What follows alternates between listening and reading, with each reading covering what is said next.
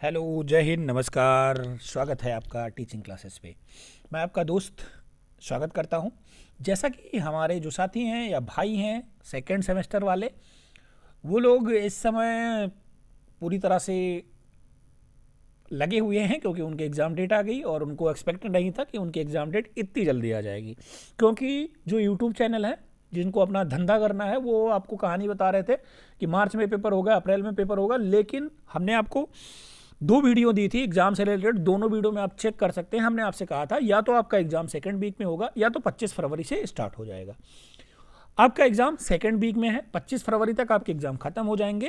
तो लग जाइए अब फोर्थ सेमेस्टर वाले भाई, जिसको मैंने कहा था कि हाँ आपको बीपीएससी में आपको मौका मिलेगा। बीपीएससी जो 4 ट्राई 4 आएगा उसमें आपको 100% मौका मिलेगा। आपको अब 100% मौका मिलेगा। आप लोग भी अच्छे से तैयारी करिए और बैक ना लगने दीजिए। इस बार कोशिश करिए कि 90% से अच्छा आ जाए। और यूपी में भी भर्ती आने वाली है, तो सेकंड सेमेस्टर वाले भाई हमारे अच्छे से मेहनत करके लग जाइए, क्योंकि हाँ अगर बैक नहीं लगी, आपको भर्ती मिल गई, तो आपका सिलेक्शन कोर्स कंप्लीट होने के तुरंत बाद हो सकता है। शुरू करते हैं अपना पहला क्वेश्चन। यह है हमारा प्रारंभिक शिक्षा का नवीन प्रयास। मैथ्स की क्लासेस आपको मिल रही हैं, बाकी सारी क्लासेस मिल रही हैं। कुछ क्लासेस मैम ले रही हैं, कुछ क्लासेस आपको हम दे रहे हैं। इन सब क्लासेस के लिए आप चैनल पे विजिट करें, सब्सक्राइब करें, लाइक करें, शेयर करें। इनकी पीडीएफ के लिए आप हमारे टेलीग्राम को ज्वाइन करें। टेलीग्राम ज्वाइन करेंगे तो आपको फ्री ऑफ कॉस्ट सारी पीडीएफ प्रोवाइड करवाऊंगा मैं। इन सब के लिए सबसे पहला काम आपको करना पड़ेगा, सबसे बेसिक काम क्या है, चैनल को सब्सक्राइब करें और बेल आइकन प्रेस करें।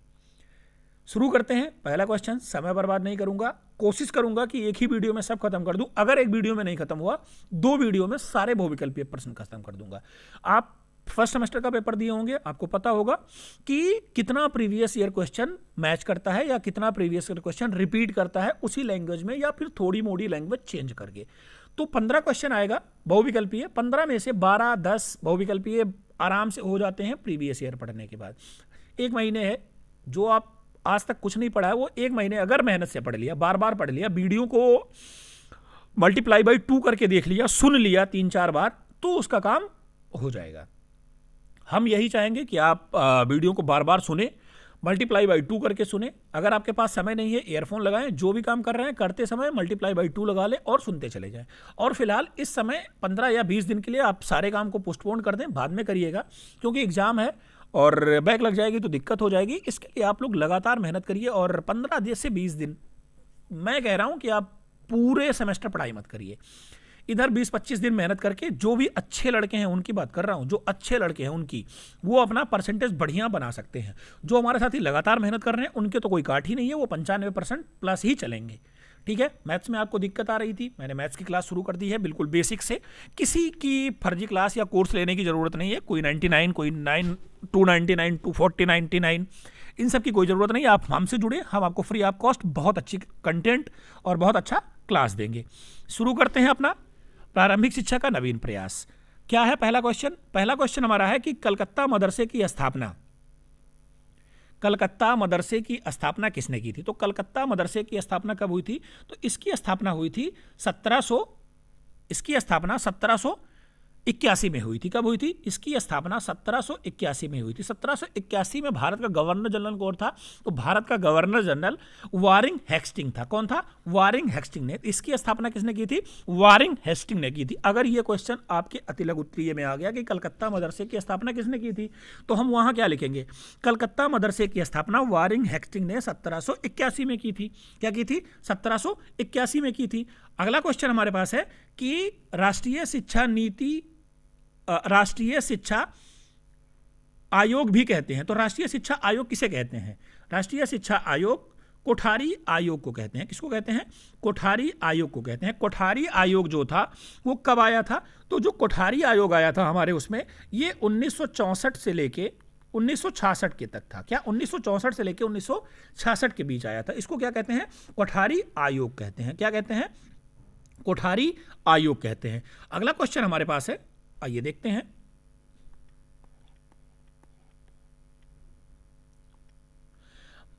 भारतीय शिक्षा आयोग का गठन किया गया था। भारतीय शिक्षा आयोग का गठन कब किया गया था? तो भारतीय शिक्षा आयोग का गठन 3 फरवरी 3 फरवरी 1882 में किया गया था। कब किया गया था?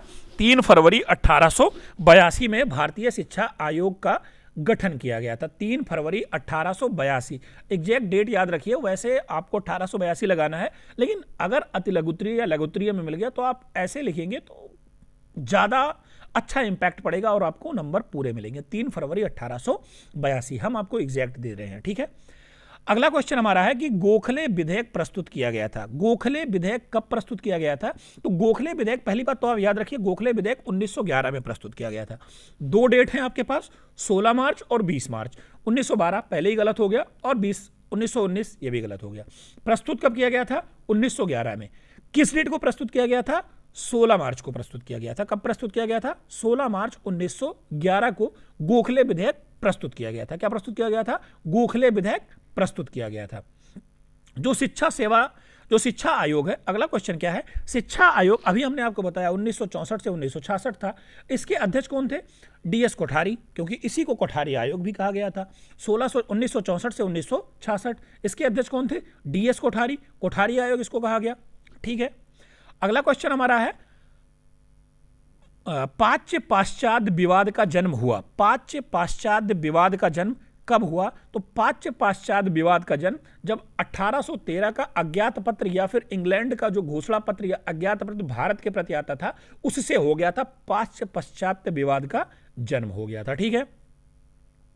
आगे चलते हैं, अगला क्वेश्चन देखते हैं हमारा, शिक्षा। अब देखिए, शिक्षा क्या है? समवर्ती सूची का विषय है। क्या है? शिक्षा समवर्ती सूची का विषय है। शिक्षा समवर्ती सूची का जो शिक्षा है, ये शिक्षा किस मतलब समवर्ती सूची में कब आया? समवर्ती सूची से पहले किस में था ये?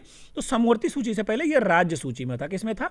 राज्य सूची में था। तो ये कब आया? ये 1976 में क्या किया गया? शिक्षा को राज्य सूची से हटा के समवर्ती सूची में कर दिया गया, रख दिया गया।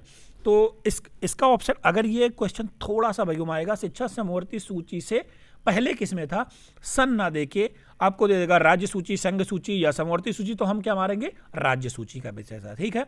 फोर्ट विलियम कॉलेज की स्थापना किसके द्वारा की गई थी? तो फोर्ट विलियम कॉलेज की स्थापना, फोर्ट विलियम कॉलेज की स्थापना किसके द्वारा की गई थी? तो फोर्ट विलियम कॉलेज की स्थापना ये की गई थी लॉर्ड वेलीजली के द्वारा। फोर्ट विलियम कॉलेज की स्थापना लॉर्ड वेलीजली के द्वारा की गई थी। कौन किया था? लॉर्ड वेलीजली।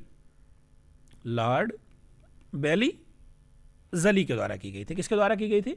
लॉर्ड वेलीजली के द्वारा की गई थी। चलिए आगे चलते हैं और अपना अगला क्वेश्चन देखते हैं। अगला क्वेश्चन हमारा है कि निष्पादन, क्या निष्पंदन सिद्धांत के प्रतिपादक कौन थे? निष्पंदन सिद्धांत के प्रतिपादक कौन थे? तो ये लॉर्ड मैकाले थे। कौन थे? Lord Macaulay. निष्पंदन सिद्धांत के प्रतिपादक लॉर्ड मैकाले थे, ठीक है। अगले क्वेश्चन पे चलते हैं। अगला क्वेश्चन हमारा कि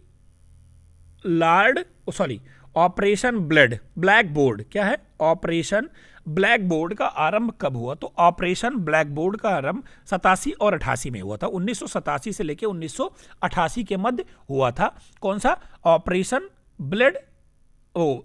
ब्लैक बोर्ड की जो आरंभ हुआ था वो 87 से 88 के मध्य हुआ था, ठीक है।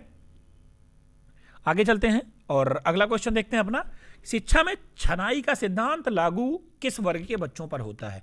तो शिक्षा में छनाई का सिद्धांत किन वर्ग के बच्चों पर लागू होता है?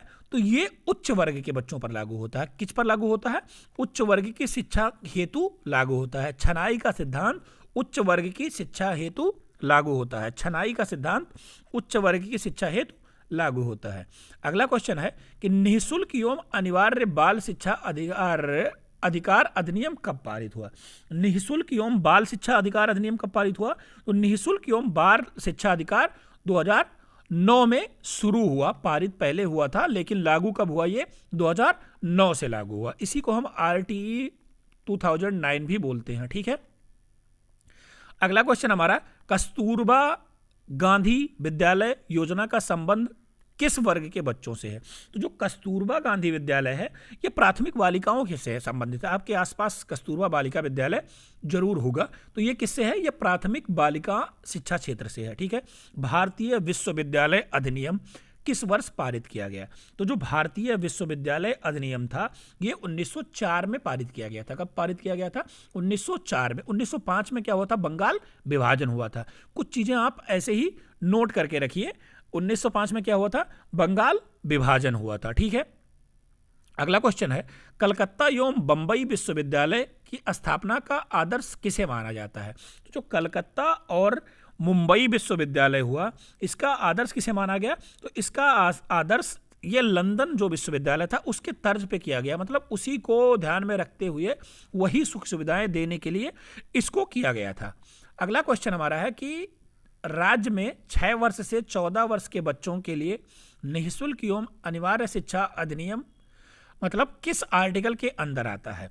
तो जो निःशुल्क एवं 86वां संविधान संशोधन हुआ था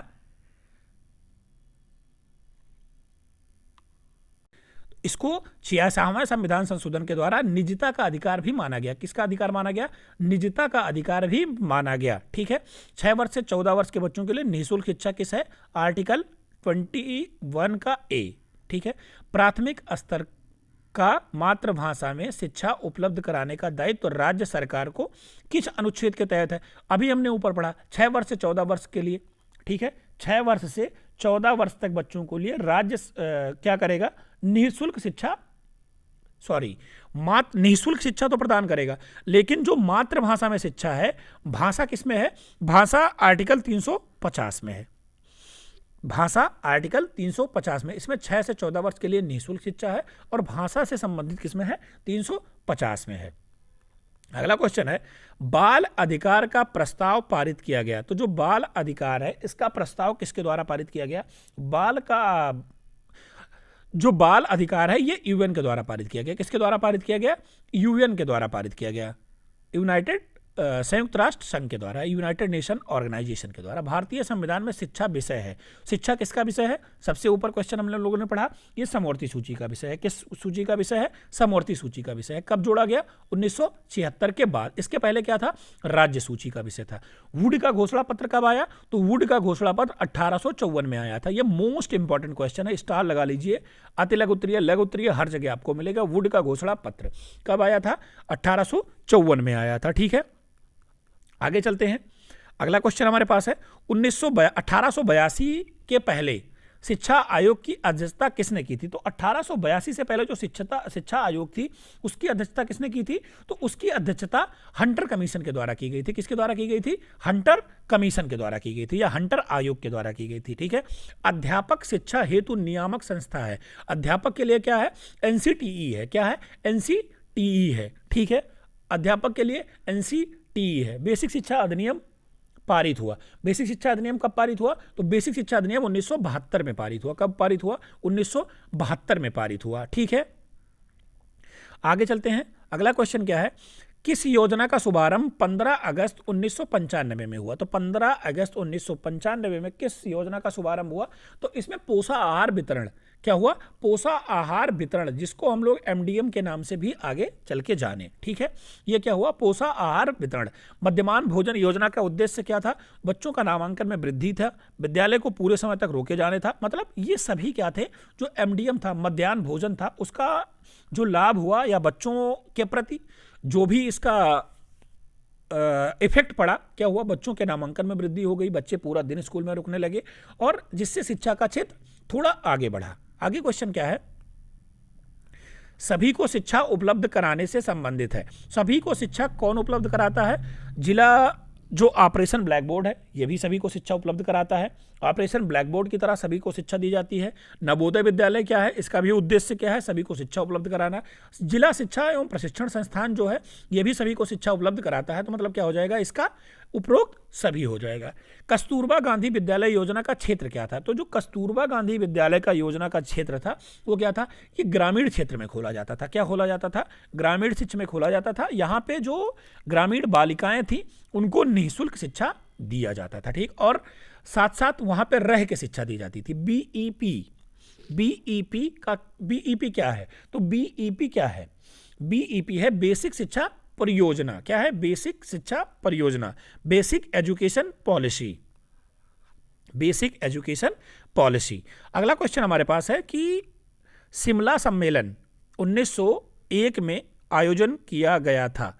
किसके द्वारा शिमला सम्मेलन का आयोजन कराया गया था? तो शिमला सम्मेलन कौन करवाया था 1901 में? कौन था?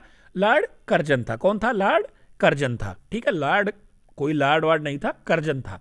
क्या था? कर्जन था। शिक्षा सम्मेलन का आयोजन कर्जन के द्वारा करवाया गया था। भारत में आधुनिक शिक्षा का जन्मदाता किसे माना जाता है? तो भारत में आधुनिक शिक्षा का जन्मदाता या भारत में आधुनिक शिक्षा के नींव रखने वाले या जन्मदाता किसको माना जाता है? तो चार्ल्स ग्रांट को माना जाता है। किसको माना जाता है? चार्ल्स ग्रांट को माना जाता है। ठीक है, कलकत्ता मदरसे की स्थापना किसने की थी? हम लोग पीछे क्वेश्चन पढ़ चुके हैं, पीछे क्वेश्चन आया था, इस बार भी आया है। कौन? वारिंग हेस्टिंग ने कब की थी? 1781 में की थी। कब की थी? 1781 में की थी। आगे क्वेश्चन हमारे पास कि भारतीय शिक्षा आयोग का गठन किया गया था। तो भारतीय शिक्षा आयोग का गठन कब किया गया था? 1882 में किया गया था। कब किया गया था? 1882 में किया गया था भारतीय शिक्षा आयोग का गठन। कब किया गया? 1882 में किया गया भारतीय शिक्षा आयोग का गठन। शिमला सम्मेलन कब हुआ था? अभी हमने पीछा पढ़ा, 1901 में। कौन? कर्जन के द्वारा, लॉर्ड नहीं, कर्जन के द्वारा। ठीक है, कर्जन के द्वारा शिक्षा सेवा चयन आयोग का करवाया गया था। स्कूल चलो अभियान अंग है। तो स्कूल चलो अभियान किसका अंग है? ये सर्व शिक्षा अभियान का है। सर्व शिक्षा अभियान में जब आप लोग टीचिंग करने गए होंगे तो वहां पे आपको हर स्कूल में मिला होगा सर्व शिक्षा अभियान, सब पढ़ें सब बढ़े, स्कूल चलें अभियान। आगे क्या है? कस्तूरबा विद्यालय योजना का संबंध है, अभी हमने आपको बताया था, प्राथमिक बालिका से है। किससे है? प्राथमिक बालिका से है और गांव से है। कहां से है? ग्रामीण से है। बाल अधिकार का प्रस्ताव पारित किया गया था। बाल अधिकार का प्रस्ताव किसने पारित किया था? यूएनओ, यूनाइटेड नेशन, संयुक्त राष्ट्र संघ के द्वारा। ठीक है, किसके द्वारा? संयुक्त राष्ट्र संघ के द्वारा प्रस्ताव पारित किया गया था। किसके द्वारा? संयुक्त राष्ट्र संघ के द्वारा। ठीक है, अगला क्वेश्चन है मध्याह्न भोजन का उद्देश्य क्या था? ये सब प्रीवियस ईयर के क्वेश्चन लगातार रिपीट होते हैं। मध्याह्न भोजन का क्या था? वृद्धि था, सब कुछ था। क्या था? Operation black board. क्या? ऑपरेशन ब्लैक बोर्ड कब आया था? तो ऑपरेशन ब्लैक बोर्ड 1987 में आया था। कब आया था? 1987 में आया था। ऑपरेशन ब्लैक बोर्ड 1987 में आया था। ठीक है, ऑपरेशन ब्लैक बोर्ड 1987 में आया था। किसे राष्ट्रीय शिक्षा आयोग भी कहा जाता है? राष्ट्रीय शिक्षा आयोग किसे कहा जाता है? राधा कृष्णन आयोग को कहा जाता है, या मुदालियर आयोग को कहा जाता है, या कोठारी आयोग को कहा जाता है? तो किसे कहा जाता है? मुदालियर आयोग को कहा जाता है। ठीक है, निम्नलिखित में निःशुल्क एवं अनिवार्य शिक्षा अधिकार अधिनियम कब आया? ये 2009 में पारित हुआ। कब पारित हुआ? 2009 में पारित हुआ। आया कब? 2005 में। लागू कब हुआ? 2009 में। तो इसका आंसर क्या होगा? कब क्या है, किस वर्ष बना? तो बना जब होगा तो 2005 मारेंगे। सॉरी, थोड़ी गलती हुई, क्या मारेंगे? 2005 मारेंगे। लागू कब हुआ? जब लागू पूछेंगे तो 2009 लगाएंगे। ठीक है, अगला क्वेश्चन हमारा, कितने अंतराल के उपरांत पाठ्याचार्य पर पुनर्विकास एवं समीक्षा का प्राविधान है? तो कितने साल में? 5 साल के बाद हमें क्या करना चाहिए? पुनर्विचार करना चाहिए। भारतीय संविधान में अनुच्छेद 614 में किस वर्ष के बालकों को निःशुल्क, अभी हमने आपको बताया ये राज्य के कर्तव्य हैं, राज्य के कर्तव्य हैं। 21 के ए में लिखा है कि सभी को निःशुल्क शिक्षा प्रोवाइड की जाए, प्रदान की जाए। आगे क्या है? अगला क्वेश्चन हमारा, शिक्षा में छनाई का सिद्धांत किसके लिए लागू होता है? तो शिक्षा में छनाई का सिद्धांत उच्च वर्ग के लिए लागू होता है। किसके लिए लागू होता है? उच्च वर्ग के लिए लागू होता है। जिला प्राथमिक शिक्षा कार्यक्रम, जो जिले का शिक्षा का कार्यक्रम होता है वो किसके द्वारा चलाया जाता है? तो वो विश्व बैंक के द्वारा चलाया जाता है। किसके द्वारा चलाया जाता है? विश्व बैंक के द्वारा चलाया जाता है। हरास्य की समस्या से आशय है। हरास्य क्या होता है? हरास्य से होता है कि जो छात्र हैं, जो पढ़ रहे छात्र हैं, वो बीच में विद्यालय छोड़कर चले जाते हैं, तो क्या होता है? उनका हरास्य होता है। क्या होता है? हरास्य होता है। ठीक है, आगे चलते हैं। अगला क्वेश्चन हमारा कि निम्नलिखित में से क्या है? निम्नलिखित में से कौन सा अनुच्छेद अल्पसंख्यक वर्गों के हितों के लिए काम करता है? अब अल्पसंख्यक वर्ग के लिए 29 है। क्या है? 29 है। ठीक है, आगे चलते हैं। अगला क्वेश्चन क्या है हमारा कि 6 वर्ष से 24 वर्ष के लिए निःशुल्क, अभी हमने आपको बताया था कौन सा संविधान संशोधन, 86वां संविधान संशोधन। कौन सा संविधान संशोधन? 86, 86 संविधान संशोधन। केंद्रीय सलाहकार बोर्ड, केंद्रीय सलाहकार बोर्ड किस और नाम से जाना जाता है? तो केंद्रीय सलाहकार बोर्ड को और किस नाम से हम लोग जानते हैं? केंद्रीय सलाहकार बोर्ड को हम लोग सर्जेंट योजना के नाम से भी जानते हैं। कौन सी योजना? सर्जेंट योजना के नाम से भी इसको हम लोग जानते हैं। उच्च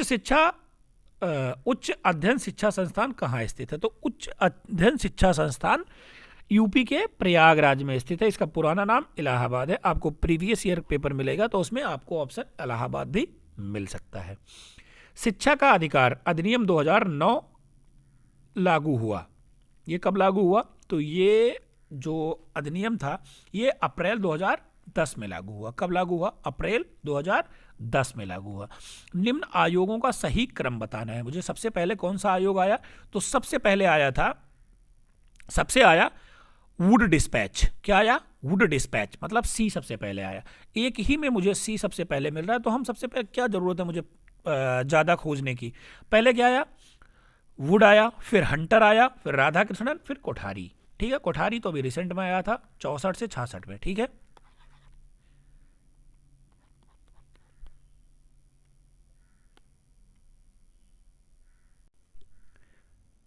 अगला क्वेश्चन हमारा है कि उत्तर प्रदेश में मिड डे मील योजना यानी पका हुआ भोजन कब लागू हुआ? तो मिड डे मील योजना कब लागू हुई थी? उत्तर प्रदेश में मिड डे मील योजना 1 सितंबर 2004 से लागू हो गई। ठीक है, कस्तूरबा बालिका विद्यालय भारत सरकार द्वारा इसको कब मान्यता दी गई? जो भारत सरकार द्वारा कस्तूरबा गांधी को कब मान्यता दी गई? तो ये 2004 से शुरू हुआ। कब शुरू हुआ? 2004 से शुरू किया गया। अगला क्वेश्चन है जिला प्राथमिक शिक्षा कार्यक्रम की क्या विशेषता है?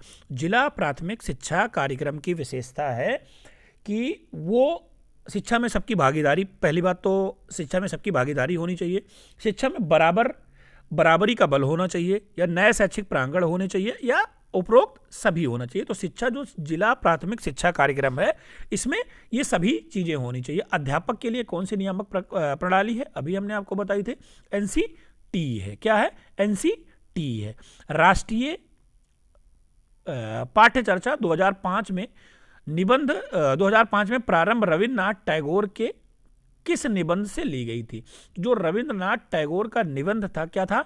सभ्यता और प्रगति से ली गई थी। किससे ली गई थी? सभ्यता और प्रगति के द्वारा ली गई थी। 1942 में यशपाल समिति जो गठित हुई थी, ये क्वेश्चन आपसे पूछ सकता है कि यशपाल समिति का गठन कब हुआ था? तो 1992 में हुआ था। ठीक है, ये किसके लिए था? तो ये स्कूल में जो स्कूली छात्र थे उनकी जो शिक्षा का बोझ था, मतलब इनकी किताबें या फिर इनको बहुत सारे वर्कलोड दे जाते थे, उनको कम करने के लिए था। ठीक है, बोझ को कम करने के लिए था।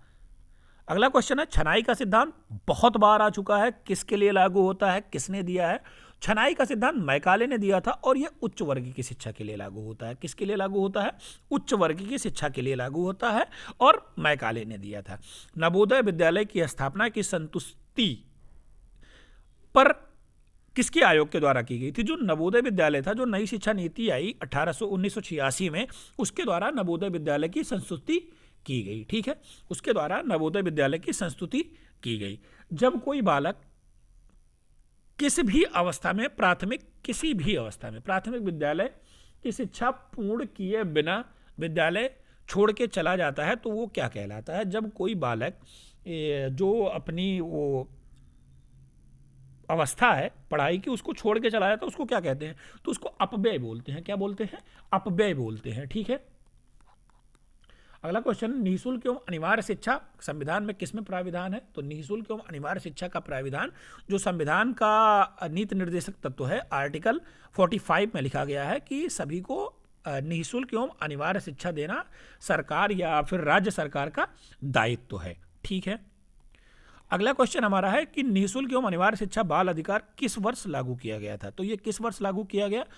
2009 में लागू किया गया। कब लागू किया गया? 2009 में लागू किया गया। ठीक है, चार्ल्स ग्रांट के शैक्षिक प्रयास थे। चार्ल्स ग्रांट के जो शैक्षिक प्रयास थे वो क्या थे?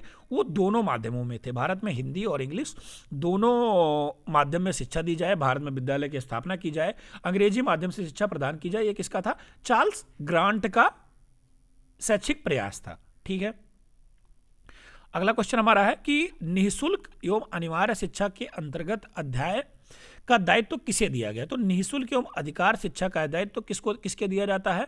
तो ये दिया जाता है नियमित समय में स्कूल उपलब्ध, अगर आप नियमित समय से बच्चे स्कूल उपलब्ध करेंगे तो उनको निःशुल्क शिक्षा, खाने की व्यवस्था, पाठ्यक्रम के अनुसार निर्धारित शिक्षा, प्रत्येक बच्चों को सीखने की योग्यता का आकलन, मतलब ये सभी उसके द्वारा किया गया था। हंटर कमीशन किसे कहते हैं? हंटर कमीशन किसे कहा गया? हंटर कमीशन किसे कहा गया? तो जो हंटर कमीशन आया, या हंटर कमीशन किसे कहा गया? तो हंटर कमीशन कहा गया भारतीय शिक्षा आयोग को। क्या कहा गया? हंटर कमीशन कहा गया। किसको? भारतीय शिक्षा आयोग को। कोठारी आयोग सबसे पहले आपको बताया 64 से 66। भारतीय शिक्षा नीति 1886 कब लागू हुई? तो 1886 लागू हुई 16 दिसंबर 1990 को। कब लागू हुई? 1990 को। यशपाल समिति के पूर्व कौन सी समिति थी? यशपाल समिति के पूर्व किस समिति ने छात्रों के पढ़ाई को बोझ पर चिंता जाहिर की थी? तो जो भी आई, एनसीईआरटी आई, वो भी आई, पटेल समिति आई, वो भी आई, आचार्य राम मूर्ति समिति आई, मतलब तीनों लोगों ने उसके बोझ को कम करने के लिए कहा है। एनसीएफ 2005 में के पुनर्गुणवत्ता में विभाजन के दृष्टिकोण चिन्हित किए गए। कौन से दृष्टिकोण चिन्हित किए गए? तो बच्चों के प्रति दृष्टिकोण चिन्हित किए गए, शिक्षक की भूमिका में शिक्षण के प्रति दृष्टिकोण, और शिक्षण विद्या के प्रति दृष्टिकोण, मतलब सभी किए गए। क्या किए गए? सभी किए गए। इस वीडियो में इतना ही, और जितने भी क्वेश्चन बचे हैं वो हम आपको अगली छोटी सी वीडियो लेके आएंगे। छोटी छोटी वीडियो लाएंगे कि आपको पढ़ने में भी ये ना लगे कि मुझे इतना बड़ा वीडियो देखना है। छोटे छोटे वीडियो में हम सारे सिलेबस को खत्म कर देंगे, सारे एमसीक्यू, फिर अति लघुत्तरीय, फिर लघुत्तरीय, इन सबको खत्म कर देंगे। इन सब के लिए आपको चैनल को ज्वाइन करना है, सब्सक्राइब करना है, शेयर करना है, और साथ साथ ही इनकी पीडीएफ के लिए आपको टेलीग्राम भी ज्वाइन करना है। मिलते हैं आपसे अगली वीडियो में, तब तक के लिए आप अपनी तैयारी अच्छे से करते रहें और मैथ्स की वीडियो जरूर देखें। साथ साथ और भी वीडियो, जितनी भी वीडियो चैनल पे पड़ रही है उसको 1 से 2 बार जरूर सुनें। आपके पास समय नहीं है तो मल्टीप्लाई बाई 2 करके देखें, लेकिन वीडियो देखें जरूर। मिलते हैं अगली वीडियो में, तब तक के लिए धन्यवाद। जय हिंद। आप अपना ख्याल रखिएगा।